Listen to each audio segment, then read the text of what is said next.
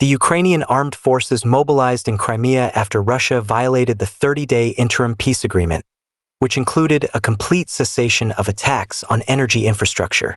In just an hour and a half, we witnessed the most extensive airstrikes ever organized on the peninsula. Ukraine's airstrikes in Crimea were characterized by highly strategic tactics, with Kyiv focusing its military efforts on Russian air defense systems stationed there. The Ukrainian army then executed its plan, successfully destroying a significant number of Russian air defense assets in one of the most remarkably successful operations in recent days. Now, let's take a closer look at what the Ukrainians have achieved in Crimea and the extent of Russia's losses. The Chief Intelligence Directorate of Ukraine's Ministry of Defense reported that a large number of Russian special equipment was neutralized during drone strikes on the temporarily occupied Crimean Peninsula. This operation was highly complex and inflicted severe damage on Russian defenses. Destruction of Russian radar systems. A total of 12 radar stations of various types were destroyed. These stations were designed to control airspace at different altitudes, particularly to counter Ukrainian drones and cruise missiles. The total value of the destroyed equipment is estimated to exceed $500 million. Among the destroyed assets were multiple Russian air defense systems, a helicopter, and several radar stations. The list of destroyed Russian equipment in Crimea includes 3 Panzer S-1 air defense systems, 2 S-300VM air defense systems, 2 Podlyot radars, 2 Niobium radars, 3 Kasta 2E2 radar systems, additional transport vehicles, and a Mi-8 helicopter. The Ukrainian strikes primarily targeted enemy radars and air defense complexes. Some might assume that destroying radar stations is less important than eliminating surface-to-air missile SAM systems, but that would be a serious mistake. Without functioning radar, any air defense system is effectively blinded and unable to respond to enemy attacks. That's why Ukrainian forces prioritized radar stations over missile launchers. Without detection capabilities, the entire air defense network collapses. The impact on Russian defenses. The loss of these radar stations is a devastating blow to Russian occupation forces. Radar production in Russia is significantly slower than the production of air defense missile systems. Even before international sanctions were imposed, the manufacturing process for radar stations required extensive labor and resources. Now, with sanctions in place, production has become even more difficult. When Russian forces lose a radar station, they rarely receive a replacement from production lines. Instead, they dismantle operational systems from other regions and relocate them to restore lost combat capabilities. A glance at the destroyed radar stations in Crimea reveals a variety of models, which reflects Russia's struggle to maintain consistent radar coverage. Notably, the Niobium and Kasta 2E2 radars were deployed to compensate for a shortage of standard air defense radars, such as the 91N6E and 92N2E. The destruction of these supplementary radar stations further weakens Russia's ability to monitor and defend its airspace.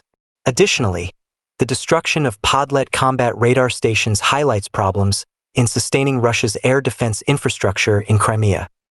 These systems were deployed alongside other radars to reinforce coverage. But now, with multiple stations out of service, Russian air defenses on the peninsula have been severely weakened. How Ukraine conducted the attacks. While full details of the attack remain undisclosed, it has been confirmed that Ukraine used a combination of new attack drones and fiber-optic FPV drones launched from naval platforms.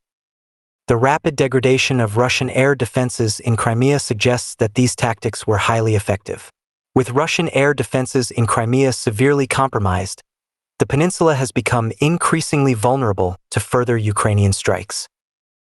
If the air defense system collapses entirely, Ukraine could launch consistent, high-impact attacks on Russian military assets in Crimea. Russian strategic mistakes. One of the key reasons behind Russia's defensive failures in Crimea is the Kremlin's misallocation of military resources. The Atesh Group, a Ukrainian partisan movement, reported that Russian forces have been relocating weapons, ammunition, and military equipment from Crimea to the Kursk region.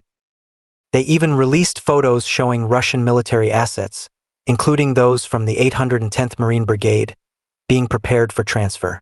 To make up for equipment shortages, Russia has been reassigning resources from less active fronts, such as the Kherson region, to Kursk.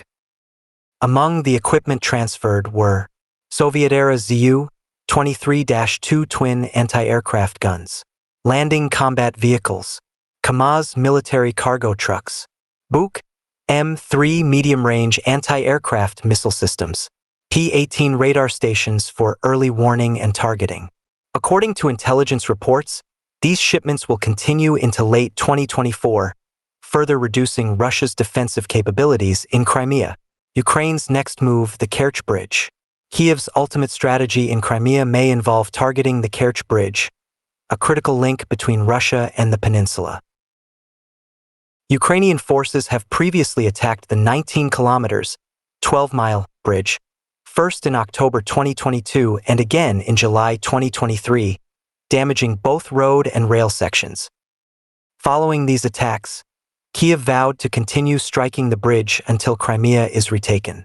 Russia has attempted to reinforce the bridge with underwater barriers and additional air defenses, including Panzer S-1 air defense systems. However, satellite images suggest that the number of these systems near the bridge has been reduced, potentially creating an opportunity for Ukraine. Russian leader Vladimir Putin's indifferent stance toward the security of the Kerch Bridge further encourages Ukrainian forces to target it. The loss of the bridge would severely impact Russian supply lines and could accelerate Ukraine's efforts to reclaim Crimea. The declining Russian presence in Crimea. The weakening of Russian control in Crimea has also led to a mass exodus of military personnel and government officials, who are relocating their families from the peninsula. Reports indicate that the number of Russians fleeing Crimea is increasing, with expectations that this trend will accelerate. One of the main reasons behind this exodus is Ukraine's ability to launch devastating airstrikes using Storm Shadow and Scalp long-range missiles, along with unmanned aerial vehicles, UAVs. Ukrainian drones have proven to be a formidable force, repeatedly striking Russian targets with precision. Could the war end with Crimea? If Ukraine fully reclaims Crimea, it could drastically alter the course of the war. Some analysts suggest that Crimea could serve as a bargaining chip, allowing Kiev to force Putin into peace negotiations without needing a US-led peace process. Ukraine's persistent attacks on Russian air defenses in Crimea suggest a long-term strategy to render the peninsula defenseless. If successful, Russia may be left with no choice but to withdraw from Crimea altogether. Conclusion: Ukraine's relentless pressure on Crimea has already had far-reaching consequences. The Russian Black Sea Fleet has suffered major losses, forcing it to relocate from Sevastopol to Novorossiysk. Tourism in Crimea has plummeted, with cancellations reaching 80% in some areas due to security concerns. The grain corridor created by Ukraine has bypassed Russian naval dominance, allowing Kiev to sustain its agricultural exports despite Russian threats. All signs indicate that Ukraine has gained the upper hand in Crimea. If Putin loses the peninsula completely, the war's trajectory could change dramatically, forcing Moscow into an unfavorable position. Kiev's continued success in Crimea may be the key to securing victory in the broader conflict.